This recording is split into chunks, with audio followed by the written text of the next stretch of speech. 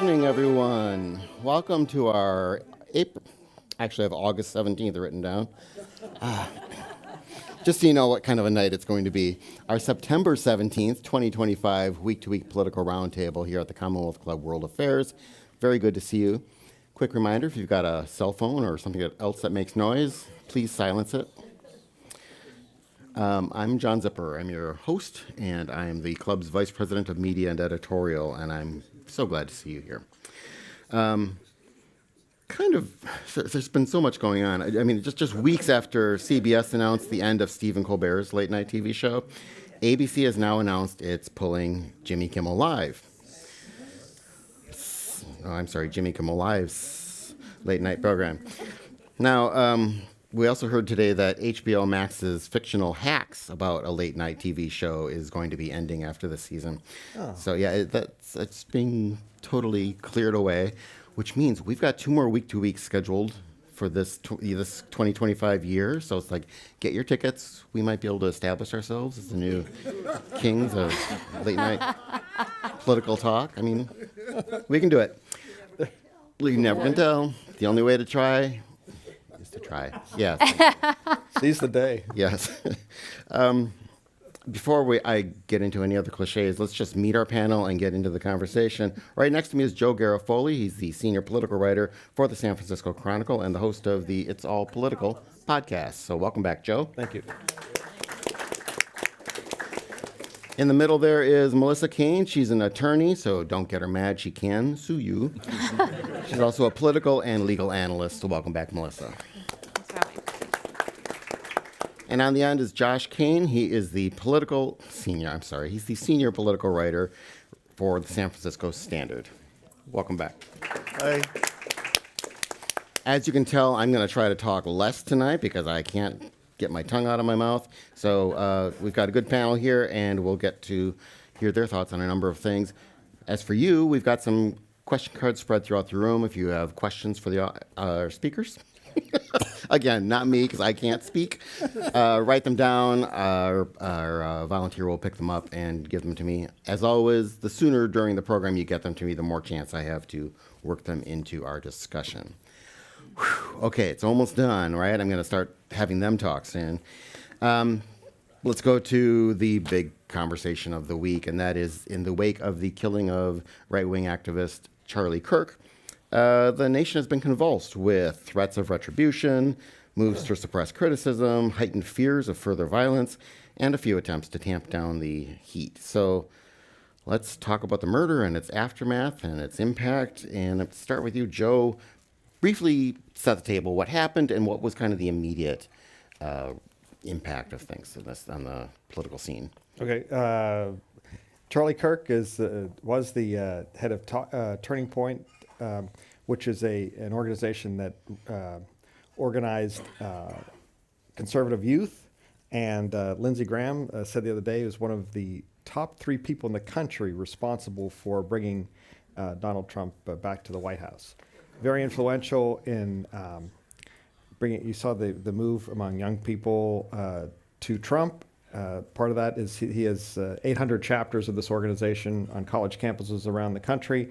His shtick would be he would go to college campuses and he'd say, prove me wrong. And he would sit there and people would come up and debate him live, And he was doing one of these events at Utah Valley College, I believe the name of it is, in Utah, a very conservative place. And in the middle of answering a question, he was shot to death by a guy on a rooftop short distance away.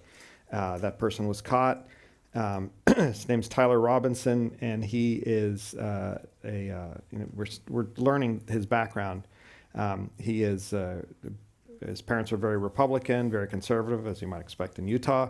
But over the last couple of years, his mom said he has taken a turn to be more to the left, been more gay friendly, as she said, and trans friendly. He is apparently in a relationship with his roommate, who is a man transitioning to be a woman, and the reaction has been vituperative from conservatives. The president and the Attorney General said they're going to crack down on people who are saying harsh things, and a crackdown on left-leaning organizations that have. They seem to say that there's some sort of conspiracy behind Robinson, where there's no evidence that he did anything but act alone. And so they're using this as sort of a pretense to crack down on liberal organizations that have funded protests in the past. So that is still unfolding and is very chilling and scary. And that's where we are today. I mean, there's a lot more to be said, which I'm sure we'll tease out over the next hour. Melissa, like Joe mentioned, there's been a lot of focus on people's speech, free speech, as a result of this, both from conservatives who have said he was silenced for his speaking, as well as people who have posted things online that were critical of Charlie Kirk in the wake of his death and lost their jobs. Do they have any free speech protection, or is the law pretty broad as far as what companies can do? So, as you know, in the Bill of Rights, our right to free speech is supposed to be protected from actions by the government. So you don't actually, broadly speaking, don't have a right to free speech with regard to your employer or your workplace. However, in California, you kind of do. If it materially impacts your employer. So if it's, the Twitter handle is Melissa at ABC Widgets, and the pictures of me is standing in front of ABC Widgets, and I'm tagging my coworkers in my tweets, and then I say something, then the employer has the ability to say, wait a minute, you do have a right to free speech, but now you're implicating the company because you're directly associated with us in your social media account. So now we take that kind of action.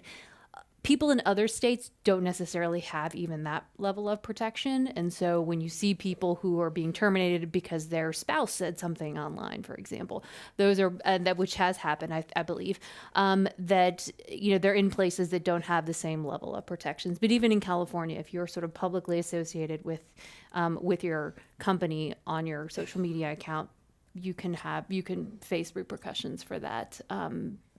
So be careful. Don't associate with your company. If you want to talk for whatever reason, have your own personal thing. And most companies in California will have a policy saying, please don't. If you're going to say weird things, do not say you're with our company. Josh, your thoughts on what we've seen so far, in the week so far since this happened? Sheesh.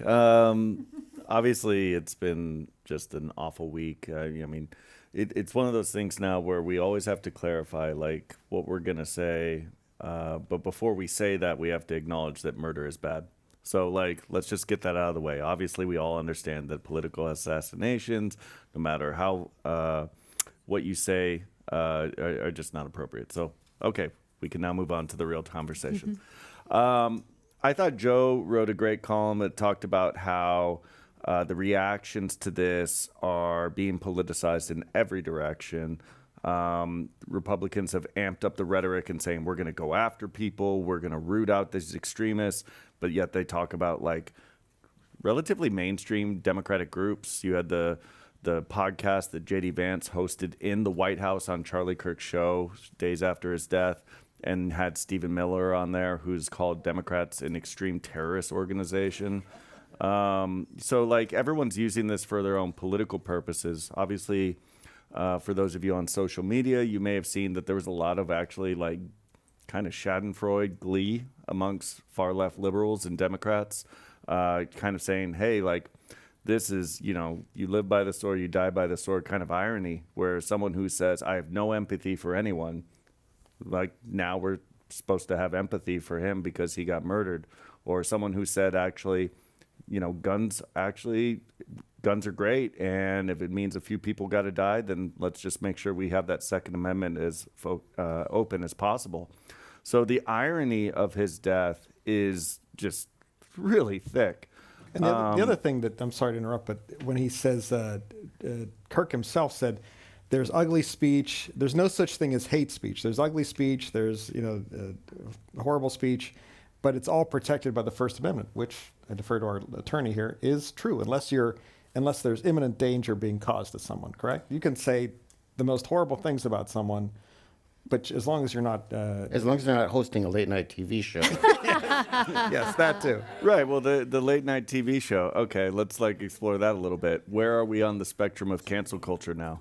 Like, Exactly. this is obviously something that has galvanized the right over the years since Trump's first term, and now we're seeing like the government, like the FCC chair, getting involved in Kimmel being kicked off of his own show. A very corrupt deal between Paramount and CBS, basically leading to Stephen Colbert getting kicked off of his show. The amount of like governmental influence within cancel culture now is real. And where it used to be like, oh, my post didn't pop the way I wanted to on Facebook. Now it's actually like, oh no, like the government's going to like make sure we take steps to cancel these people who are critics of the Trump administration. And we shouldn't like cry a river for comedians' free speech. Like, I think Stephen Colbert and Jimmy Kimmel and anyone, Jon Stewart, John Oliver, like you go on the kind of Daily Show alumni list, these are people who are millionaires and are going to be all right. It's like, when does it actually start to affect people who are not of that kind of elite comedian class that will actually be able to bear the brunt of losing their jobs? And so these are the things that we have to monitor.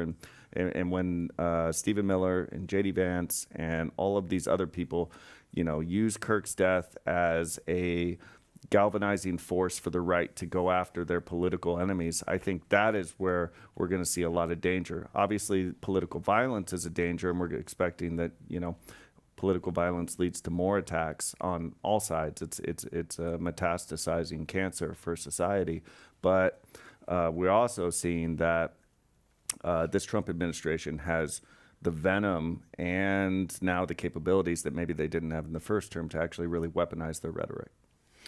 And I think all of us are at risk too, because the core value of this country is you can say the president's full of shit and nobody's you're protected in that speech. What happens when we can't say things, in our daily lives and criticize our leaders? That's what this country is made of now. I feel like a Fife Corps should be playing the Battle Hymn of the Republic behind me or something. Thank you, Johnny Tremaine. Johnny Tremaine. Wow. Melissa, That's wonderful. along those lines, what did you think of Pam Bondi's, the U.S. Attorney General, her comment on, I think it was on a podcast or some other interview, where she was saying that hate speech is not protected speech. We're coming after you if you're doing hate speech. What's funny is the people who originally Yeah. said things like this, that hate speech isn't protected speech, are the people on the left, right? Like, so, and I'm not saying that, the Biden administration weaponized government functions in the same way, but I'm just saying, talk about cancel culture and people facing personal repercussions, being doxxed, et cetera, for things that they've said on social media. Yeah. Sometimes years ago. Yes, exactly. Back when they were in middle school or something, is something that some folks on the left have done as well. But this idea that hate speech isn't protected speech is, of course, legally not true. It is.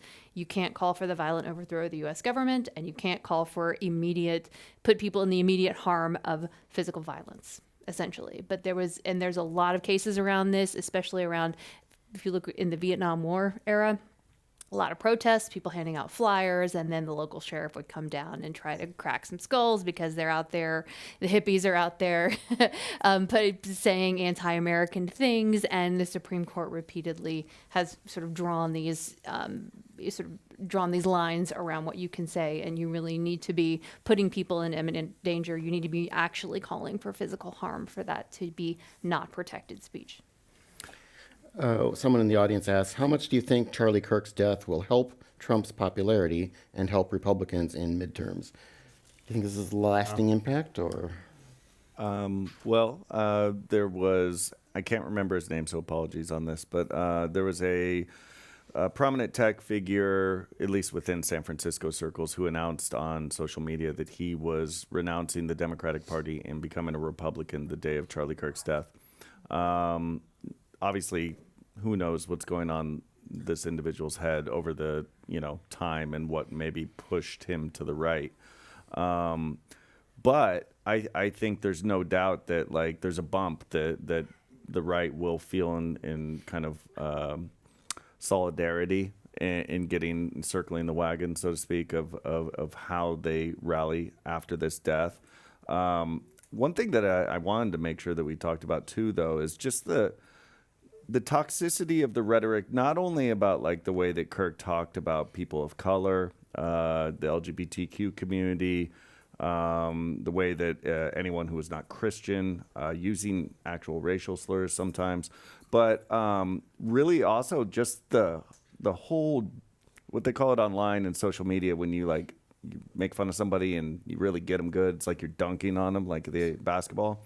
Yeah. And I think that might be really his lasting legacy, beyond just because people have been saying racist, stupid shit all the time. That's just like part of the game. But this viral video content of which he says, prove me wrong. And he gets a bunch of kids who are like, still figuring out who they are as people, let alone their political ideology. And then he gets to capture these little snippets in video and he makes them look stupid. And I think his Turning Point USA organization, their impact may be a little bit overstated. They're going to college campuses and kind of getting laughed out of the room most times. But I do think when we talk about the Joe Rogan effect and the Theo Vaughn effect and all these like bro podcasts that really got young male voters to come out for Trump, I think Charlie Kirk was really big in that way. And I think those videos will be the kind of thing that actually have pushed younger men to the right and also create a more toxic political climate in which we're just trying to like score cheap points and not have a true conversation. This idea that Charlie Kirk was an intellectual, he essentially had like kind of a playbook of things in which he would get people into traps and then, have their logic implode on itself. He went on Gavin Newsom's first podcast, which you can say what you want about Gavin Newsom doing that podcast to like court the right. But Charlie Kirk was his first guest. And he kept calling him brother and like, we really see the world in the same way and all this stuff. And then they bragged about anti-intellectualism. They bragged about not being good at school and almost like they were trying to one-up each other. And so this idea that Charlie Kirk was this towering figure of like intellectualism is just complete garbage. He was a guy who basically used, social media and viral content to kind of just create these moments that can get huge audiences and get young, easily influenced voters to move to the way he wants them to move. And that's just my own personal opinion. I haven't like tested this and, done any polling, but I just really do feel that like when we talk about Charlie Kirk, shouldn't have been killed, but also like this idea that we also can't talk about what a toxic rhetoric and influence he had on our politics at large. I think that's a very important part of the discourse. Yeah. People being criticized for quoting him accurately. I mean, I got a death threat from one of the things I wrote about him this week. I think it's just Twitter talk, but still, it's unnerving. I meant it when I wrote it. Yeah. I'm less afraid. I'm joking now. about death threats now. Well, let's get a bit more into this whole the worry about not just that we've seen an increase of either actual political violence or threats of political violence, and whether this is something that's snowballing, whether it is being directed by the government or by the extremes on both ends. We had a questionnaire, kind of a quiz, not a quiz, but a survey out there during the social hour, asking kind of where you fell on whether you were really worried or not worried. Just to take the extremes on that, who is not at all worried about any increase in political violence in the country? Raise your hand, I guess. Not worried. Who's really worried? Okay, for those listening online, most people said so. Someone asked from the audience, how much should we worry about voter suppression in 2026? Will Proud Boys or ICE carrying AR-15s be at polling places? I know mail-in ballots. Any thoughts? Not to hog the microphone, but I was just at the state Republican convention in Orange County a couple weeks ago. And They let you in? They let me in. I tell you what, as I grew up in Missouri, family from the Midwest, it was real Midwest nice, if you know what that means, which is very welcoming, willing to answer questions. Are we going to go home and be friends? Absolutely not. But they were very cordial. It's a freak show at these events. Democrats and Republicans. So, like, the Democratic convention was a few months earlier. I went to that one, also in Anaheim in Orange County. That one's just as full of sycophants for the left and certain establishment Democrats as you will find at a Trump convention. The rhetoric and the kind of reasoning of how the people in the Republican Party think about politics, that gets much fringier at a more common level. You know, the idea that all vaccines are bioweapons, that even California's elections are rigged, you know, all sorts of other conspiracy theories. A known Proud Boy was one of the most popular guys at the event. And in my column, I wrote about how he was spending the entire weekend trying to sell a cross that he had painted red, white, and blue for $250. And then, like, as I was leaving the last night, I saw him, like, slumped over a urinal holding his cross in the other hand. And You did take a photo with yourself. yeah, because that's what I do, John. I take photos of other men in the bathroom. That's like, yeah, that's how I keep my job. The whole point of what we're getting at, though, is like, should we be concerned about 2026? Absolutely. Yeah, I mean, like, we should be concerned about 2026, 2028.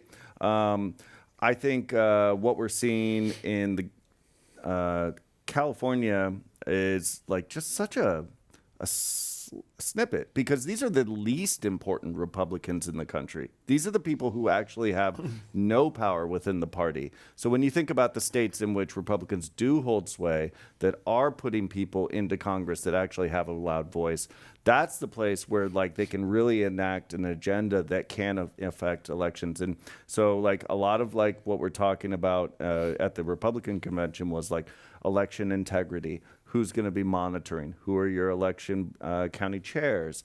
In states like Georgia, Florida, and so on, those are the places that are really going to matter in the years to come.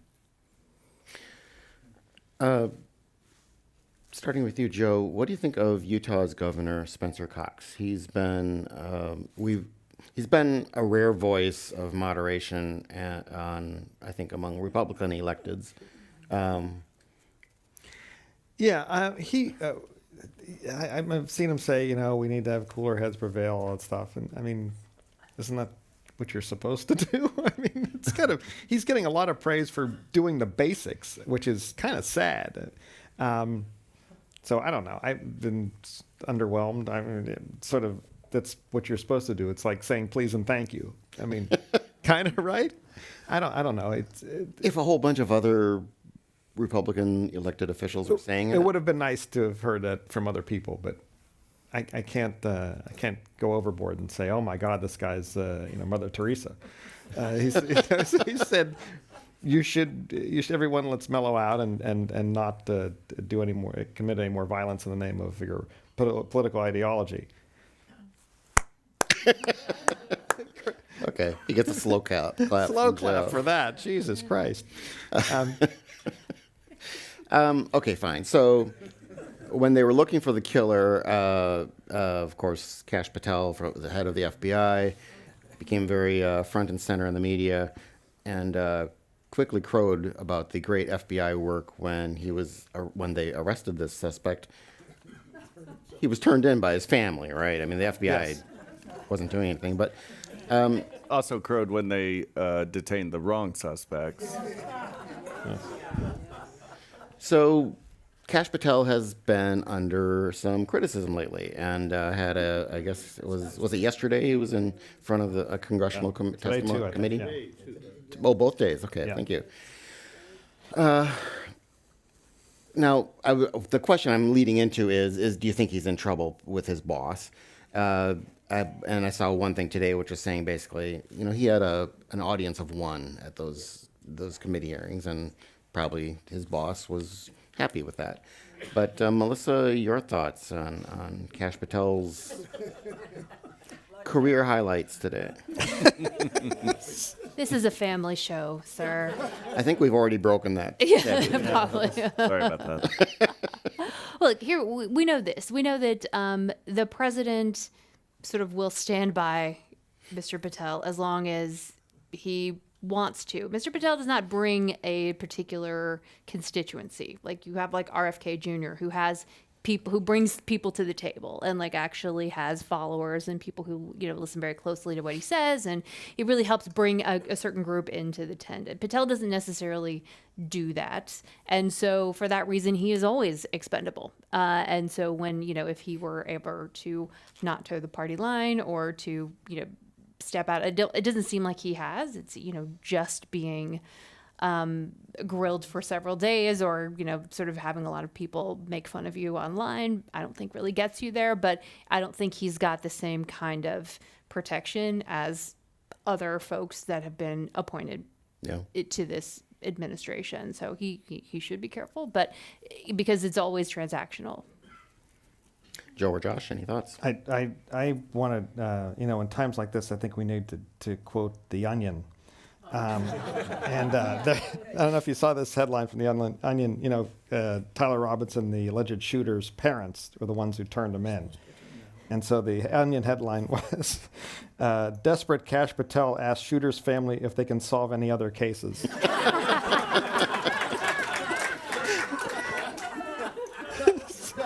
That kind of captures his career to now. I mean, he's basically just he basically is just getting into viral moments with Democratic lawmakers. I mean, he's a pugilist, and Trump loves that. And as Melissa said, that's as long as he keeps doing that. He's not going anywhere. Yeah, I think Kash Patel is willing to go to bat and do whatever Trump asks him to do, or whatever messages are kind of passed down to him. He doesn't seem to me to be good or effective at his job. He seems to be just really weird. I mean, like, can we just acknowledge the fact that his demeanor is strange? And he talks about, like, seeing Charlie Kirk, Christian in Valhalla, after he gets died.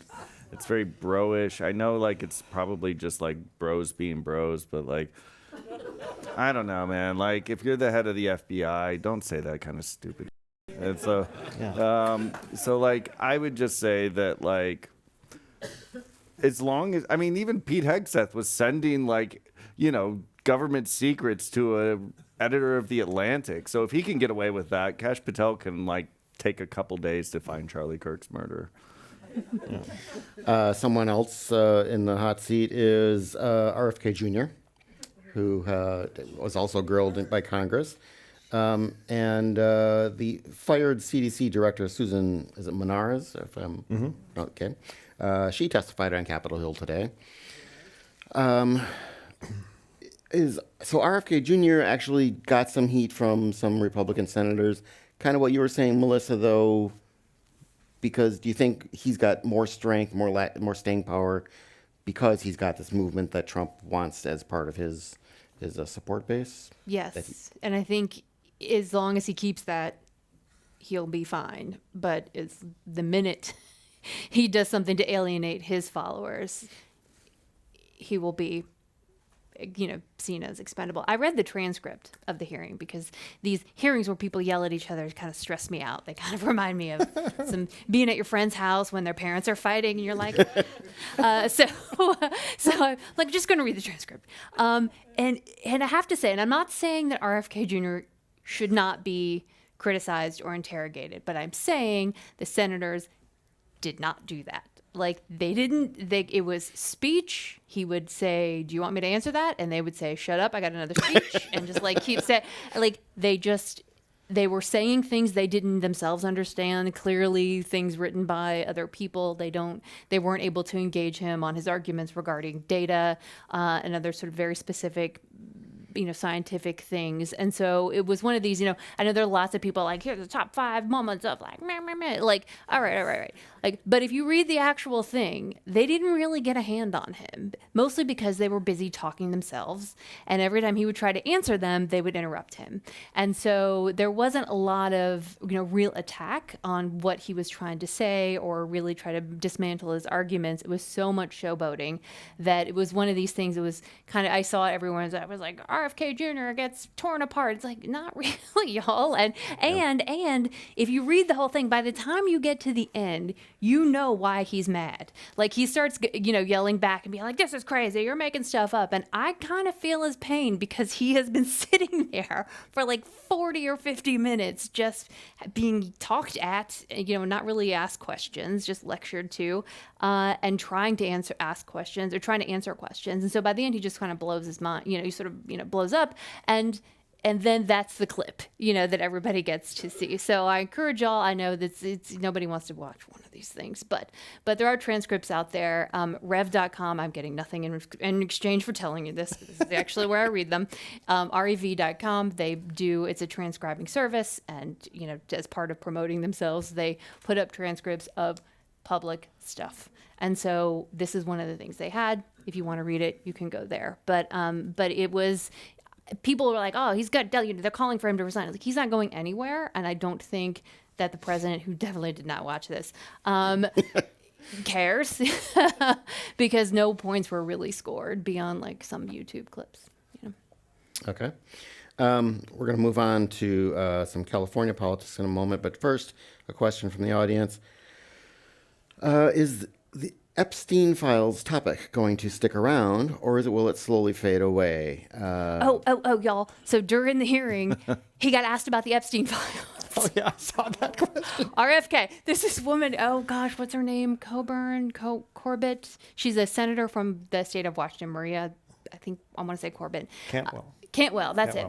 Who was like, are the women outside a hoax? And he's like, what are you talking about? And they're like, she's like, the women outside protesting the Epstein Files. And he's like, I don't know if there are women outside. It was this whole crazy exchange. And it's just an example of like these senators, like, what are you even doing now that you have the boogeyman in the chair in front of you? This is what you're going to ask him, the Epstein Files. It was a weird question, a weirder answer. But let's be real. RFK is doing serious damage to the health system. He's fired all the people who advise the country, the CDC, on what vaccinations kids should be getting, and he replaced them with people who are skeptical in some way about vaccines, which is a public health danger. Yeah, it's endangering the global supply Global chain. supply, And yeah. also, didn't California just come out today saying that they're not going to adhere to some federal guidelines on vaccines? Yeah, the Western states are together, and they have their own sort of. We kind of made up our own CDC. Yeah. We're going to figure out, and God bless Kaiser. But to Melissa's point, if a hearing like that where they just shout and get their own little videos to put on Twitter, it's like it's not productive in any way. So. No, it's a fundraiser. Okay, let's talk about Proposition 50, which will be on your ballots this November. This is the redistricting proposition, or it's the redistricting proposition. Redistricting. I like that. Well, first, what do we know about its chances, or where are they now, maybe, and do we know how it might change? It was coffee the other day with someone very close to Newsom and in the inner circle of trying to get that passed, and he said it's going to be close, very close. In fact, the polling now out of Berkeley, it's 48% yes. I think it's 32 or 36. My numbers are going to be off here. We'll add to 100, but. No, and then 20% undecided. And much of the undecided, the highest percentage of undecided are among people of color and young people. So they are concerned. They're like, we'll be happy with 52-48. They'll be happy with a win, but I mean, it's that close. So it's not going to be a runaway. Well, the conventional wisdom is that you need to be up by about 10 points when it starts, because then you're going to have Arnold Schwarzenegger coming out against it. You're going to see all these ads, again, the Charlie Munger ads we're already seeing. So you kind of come down once people who are undecided get off the fence. And so if you don't sort of start with it, if you start out at 48, you are going to have to work really hard because that's 48 without negative campaigning. And so it is supposed to be tight. I did check Predictit, which had it at 82%. So, people do think it's going to pass, Really? maybe in a squeaker, not by 82%, Right. but No. 82% Chance, probability likelihood, that yeah. it will pass. So folks with money seem to think that it will.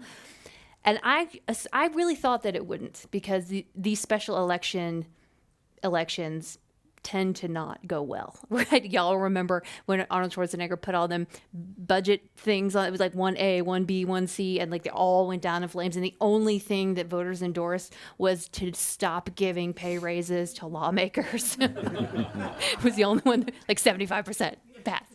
All the rest failed. Like, these special elections don't go well.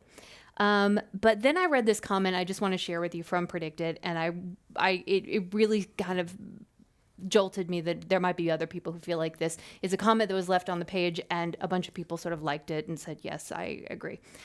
It said, years ago, I voted for independent redistricting with a very strong feeling that's how it should be done. This November, I'll almost certainly be voting to undo my previous vote. And I will not be happy about that. Really, this is the last thing we need. It's pathetic. It'll make Congress less responsive to the public interest, and it's already more than bad enough. But, in effect, this is now a war. I feel too strongly that Republican control of Congress cannot be allowed to continue. Trump absolutely needs to have some checks against his power, or the U.S. as we know it is just utterly sunk. In this war, if more Republican states are playing dirty, then Democrats will risk losing them if they don't also play dirty. This is miserable. I almost can't believe the way I'm going to vote on this measure, but I've been finding out from talking to people that I'm far from alone in how I feel about it. Yeah. So, despite the popularity of the redistricting commission, there may be people enough to pass it, people who say this is war. And what an endorsement. This is the worst thing I've ever done, but I'm going to vote this way. I mean, that is the state of the Democratic Party right now. Yeah. It's deeply distasteful, but I guess, voters want to go along and just stop Trump. I having gone to both party conventions in the last several months and talking to people, especially around Prop 50 at the Republican convention, most people in the Republican side would say it's not going to pass. I actually think the polling numbers that we just cited here tell me that it has a very, very hard time of passing, because you're essentially just saying, like, do you like Trump or not like Trump? And that's what your argument is for this ballot measure. But there's a lot of Democrats who Melissa just mentioned who have this internal conflict of, like, do I abandon something that I think is good for democracy just to fight this one battle, and then that stays in place for half a decade? And then where does it lead? I mean, that's the biggest thing, is just like, once you start this fight, you're in it, and then you will justify further actions to continue down that road. There's a great scene in The Wire, the old HBO show, where one of the drug dealer kind of thugs goes up to the leader of the gang and's like, hey, like, we're doing this, but actually that's not what we're going to get into a war here with this other gang, but that's not really what happened that started this whole thing. And he's like, it doesn't matter. Like, once you're in a war, if you're fighting a lie, you fight on that lie. And like, Democrats are having to get into the trenches, like, and fight dirty the way that Trump and Republicans are doing in Texas. And I think it's been said, and I'm fairly certain Joe's written about this, of just like, if Gavin Newsom succeeds in getting this over the line, then it really propels him to potential presidential candidacy and being the nominee on the ticket. If it fails, then it probably, really fails and sinks him. The larger thing, though, is just, when you look at getting the 5 seats in California, losing the 5 seats in Texas, it's like, okay, like, but what is the message Democrats are actually telling voters? Like, what is the unifying party ticket at this point? Like, you have Zohran Mamdani in New York, the candidate for mayor, who's a socialist, Democratic socialist. Like, Schumer and Hakeem Jeffries, the leader of the House minority, they're not endorsing him. And how do you actually get the big tent party if you won't even endorse the winner of the Democratic primary in New York? Like, they still haven't figured out what they're trying to do to really get everyone in there and understand that, like, actually Democrats can have people who are further on the left. You can have people who are more centrist. Like, I think even if they get the redistricting done, I am still dubious that Democrats have a winning strategy 2026 and beyond. Yeah, no, amen to everything Josh just said. And the pro side is shameless in saying our message is all about Trump. This is they're banking on the fact that there are so many people who are like saying, and I'm sure many of the people here will say the same thing. What can I do? What can I do to fight back against Trump? I can't wait for the midterms next year. Well, November 4th, this is your chance to fight back against Trump. So they're banking on just tapping into all that frustration and energy that people who want to do something against Trump. And that's their strategy, because otherwise, as Josh said, this is the crew that spent so much time. Trump is violating democratic norms. So we're going to take away a right that the voters voted for themselves. California voters, we said we want to take the right to draw our political boundaries away from the dirty backroom politicians who did this for years, for decades, forever here. And so there's no good argument for that other than this is against Trump. And if you believe that argument, So two things, and I just want to recap for y'all who weren't here last time. So number one, if this goes away, it's not coming back. Like, once you vote away the redistricting commission, don't kid yourself. There will always be a new emergency and a new reason why we have to keep a Democratic majority in Congress. Like, they're going to find this is going to be back on the ballot to extend the date, right? It won't be 2031, it'll be 2041, whatever. So, like, don't be fooled by that. Number two, according to the Cook Political Report, if you really wash out, all the Republicans dial it up and all the Democrats dial it up, the Republicans will have more, right? Like, they have more room to move and gerrymander and You're talking about all the states across the country. Yeah, nationwide. So if we really get into this war with other states, they'll actually win. Not by a ton, but they can actually sort of gerrymander themselves some more. So it, in some ways, is futile. Also, I do want to point out, so I was looking at the Department of Finance has to do an assessment of how much each election costs, right? So this is an election, a special election with one thing on the ballot. $251 million is how much this one thing. And I was joking with my husband earlier. I was like, does Gavin Newsom have to report this as a campaign contribution? Or how does that work? You're welcome, sir, for all the profile raising our tax dollars going to do for you. Well, the recall that Newsom was able to defeat several years ago, that was the boomerang effect. After the French Laundry dinner, the recall petitions start going out. He's as low as he's ever been since some stuff in San Francisco when he was mayor. And then he starts raising tens of millions of dollars, and he manages to defeat the recall by really getting out there and whipping up Democrats across the state, giving out a boatload of favors to state legislators and essentially signing every piece of legislation that came across his desk. And what happens? All of a sudden, he's got tens of millions left over in campaign money. He's hanging out in the red states. He's doing tours. He's going to China. He's debating Ron DeSantis on Fox. I mean, so this idea that this election and the recall was around the same price tag, I want to say. It's an absurd waste of money. And the recall, I won't say that was absurd. I think people were allowed to feel how they wanted to feel during the pandemic. But yeah, I think actually it could be another boomerang effect for him. There's few people in politics over the last few decades who have been more capable at self-sabotage than Gavin Newsom.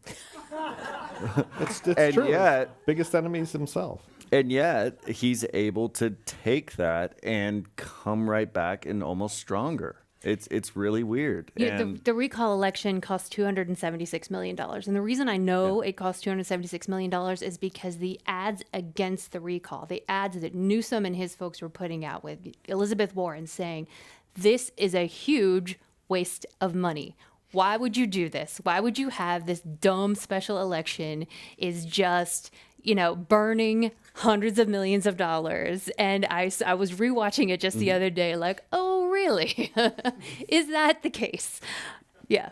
So 276, as a matter of fact, thanks to the Newsom campaign, happened. Okay. Speaking of recall elections, there was a recall election here in San Francisco last night for a supervisor, Joel Engardio. I'm sure you've all seen the news.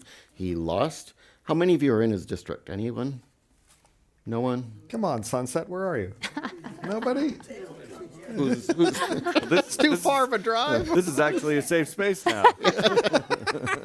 Okay, so They would get here, but the road was the route was too difficult. Josh, start us off on this. What were you surprised by it, or was this expected that he not just lost, he lost big? Yeah, he got trounced. I was covering the election last night with my colleagues at the Standard. About 65.5% of voters in District 4 voted to recall Joel Engardio, who only has 1 year left on his first term. Essentially, for those, just a very quick recap. Joel Engardio sponsored a ballot measure in last November's election called Proposition K, which said we want to close down the Great Highway and create it into a park, one of the biggest parks on the West Coast, called Sunset Dunes now. It passed citywide. It was opposed within his district. Word is that Engardio kind of told people he wasn't going to put it forward and put his name on it. Maybe someone else would lead it. And then he reversed course and actually advanced on it. And he was the kind of leader of it. He was allied at the hip with the urbanist kind of YIMBY movement, or the abundance movement, as we're calling it in San Francisco. Jeremy Stoppelman, the CEO of Yelp, was a major funder of Prop K. And this is carrying on the fight to close JFK Drive to cars in Golden Gate Park, if you remember that from a few years ago.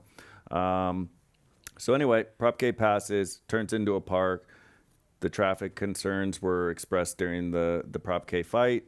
They became real. People were upset that it was like causing their commutes to really balloon. There was less parking.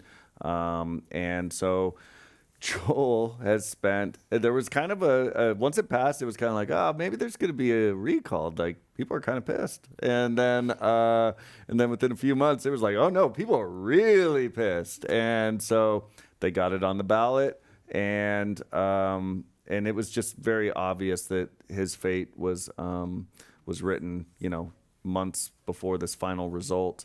I think, there's great irony in the fact that, like, Joel Engardio also ran for office 3 times before he won his first term. He lost all of them in District 7, which is represented by Supervisor Myrna Melgar.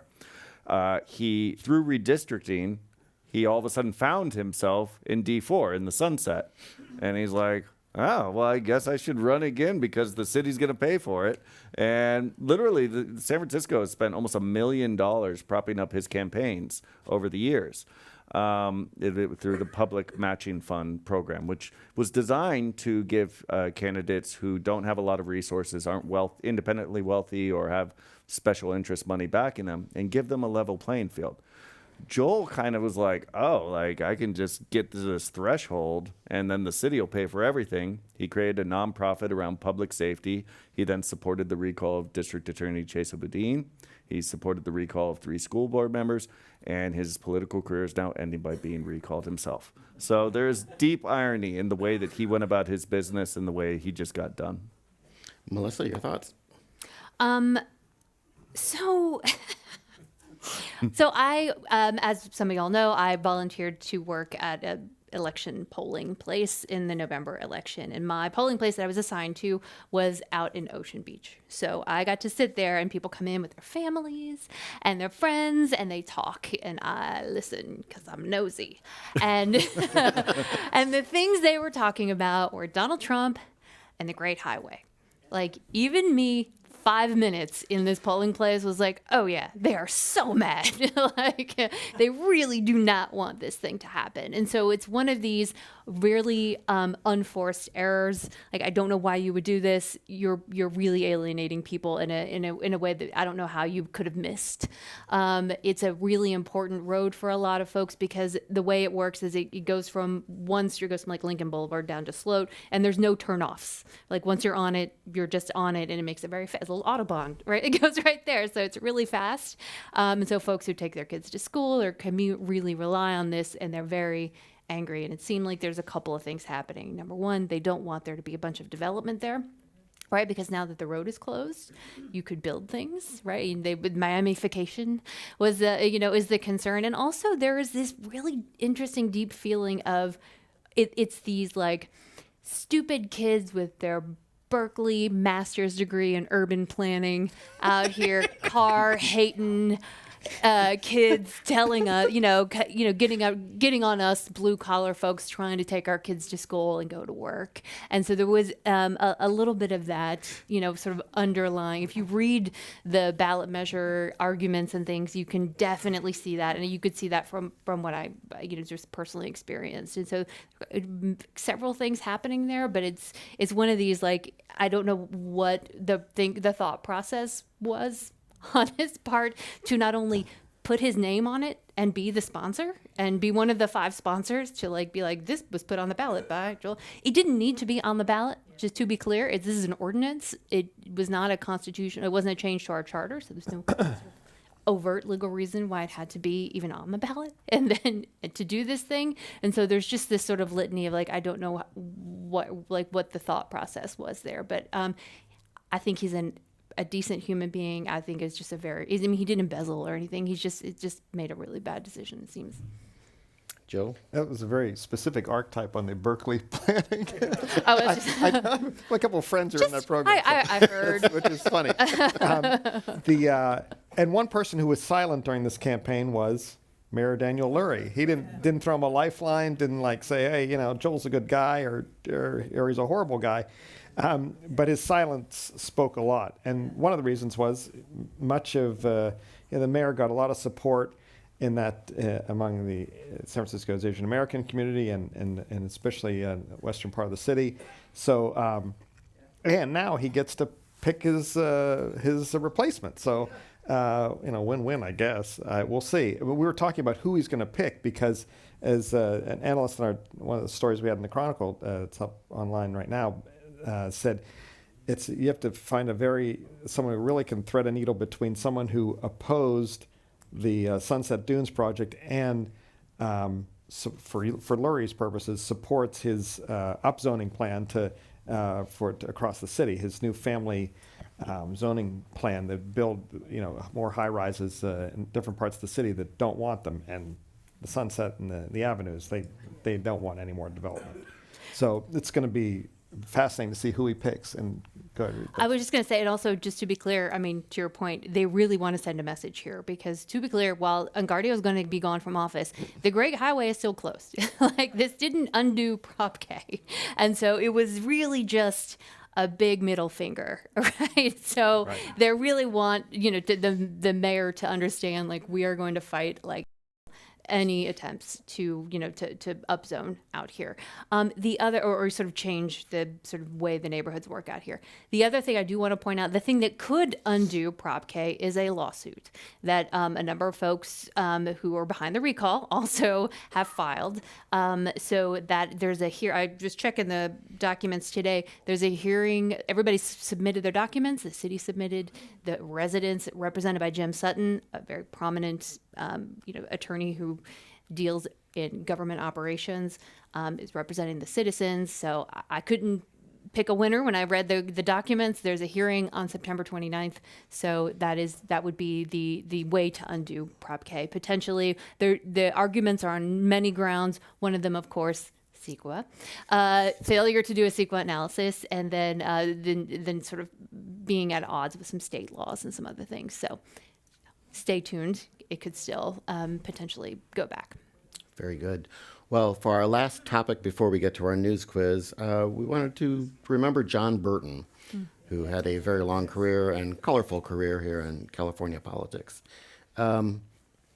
Just to keep you talking, Melissa, I know you knew him and had talked with him. I was Why don't friendly you- with him. Yeah, I was showing you guys earlier. I have a transcript of like an hour and a half long conversation I had with him when he Oh was my stepping God. down from the California Democratic Party. So he was the president of the California Democratic Party until from 2009, I think, till 2017. And so this is right after the Hillary Clinton lost to President Trump, and so we had a really long sit down to talk about a ton of things. And I'm going to try to keep this brief, but I can honestly, after this is over, Oh man, we can sit and go through this. I should just give this to the Chronicle. You guys can just publish it.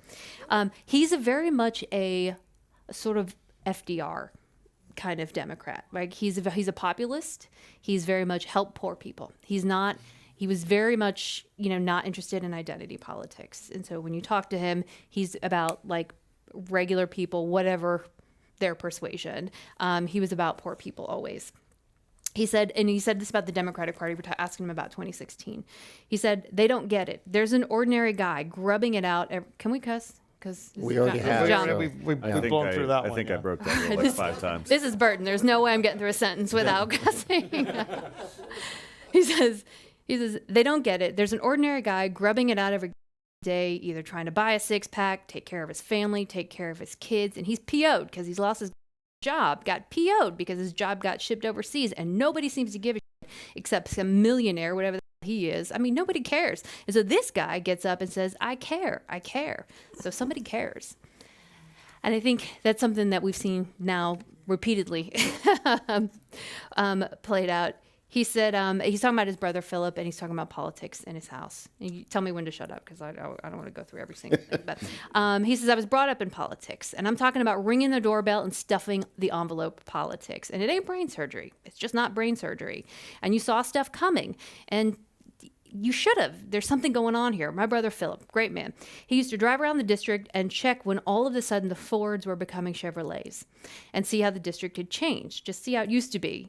It's a Ford. Used to be Chevrolets over there. And I said, who the cares? And he said, no, it tells you. The mobility tells you where people are. So the Democrats, and so I said, so the Democrats missed the signs? And he was like, he says, yeah, they didn't have their heads screwed on straight, is what he said. I said, if you were still in Congress, so he did serve several terms in Congress, 4 terms in Congress. I said, if you were still in Congress, what would your approach be? And he said, I would shoot myself if I was in Congress. And so he says, it goes back to Roosevelt and the Works Project. Put people to work, give them a full lunch pail. I mean, what do people want? They want economic security for themselves and their family. Like this is he's one of the last Roosevelt Democrats.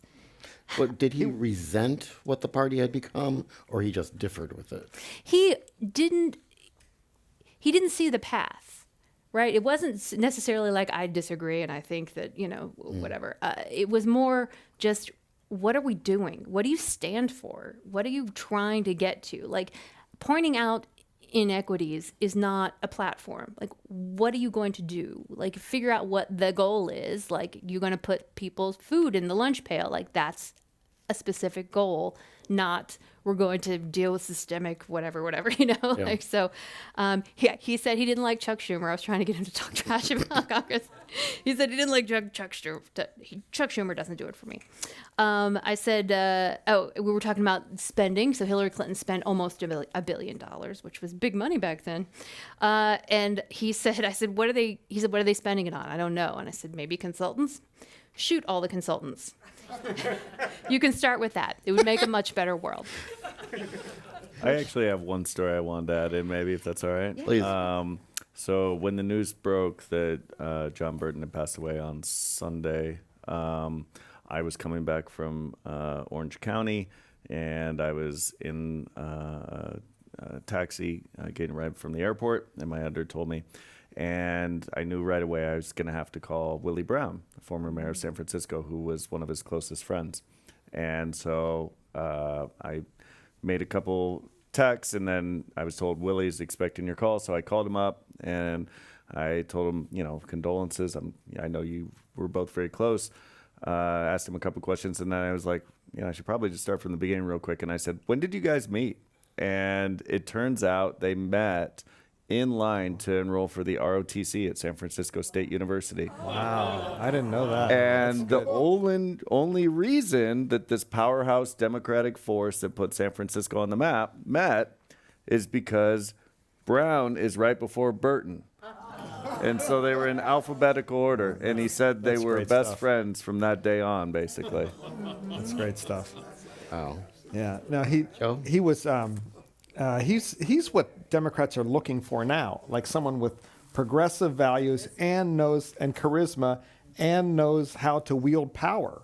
I mean, the rap on Democrats is you can get elected, but they don't know how to use the power they have, and he definitely knew how to use it. I got to know him when he was chair of the California Democratic Party, and I would answer to Garfoli was what his name for me was. But the funniest thing he ever said was that I witnessed, and we're going to take the Commonwealth Club into a new low at this moment. I don't know if people remember when Obama was doing a fundraiser here, and Code Pink, I think it was, paid money for a ticket into the fundraiser, and then they protested him, and they stood up and did a demonstration, and then my former colleague Carla Marinucci, filmed it, and the White House got all upset that we filmed it and violated the pool report thing. It was a big mess. Anyways, but so I saw Burton shortly after that, and I had this on video, and I said, Chairman, what do you think about that? Blah blah blah. And he said, wait, they paid $76,000 for a ticket to get into this fundraiser? I was like, yeah. And he goes, hell, you pay me $76,000, you can take a dump on my salad. I remember filming it, and my knees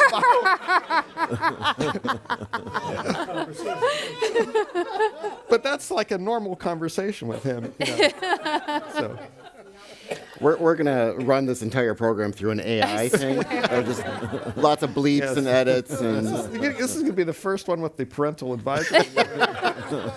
okay, Melissa, how about one last story? before Well, we- this is not a story. This is what I saw in his office, right? So he had his office in the Philip Burton Federal Building. And in the office, there was a shirt on the wall. And it was in a memory box. And it said, I yell because I care. And then there was a jock strap that had been embroidered the words, I support John Burton, in the jock strap hanging on the wall. And I was like, oh, okay. So, and I'll actually, just one last thing. So I actually asked him in the interview, what do you want people to say about you now that you're leaving Democratic Party politics? And he said, so question, what would you like people to say about you? Answer, that he ain't really an That was it. There. He wasn't. On that note, we've come to the end of our program. I want to thank all of you for being here and everyone watching, listening on. And thanks to our panel, Josh Kane, Melissa Kane, and Joe Garofoli, who's going to have to change his name everyone. to Kane just to keep it up. Thanks, everyone. Have a good rest of your week.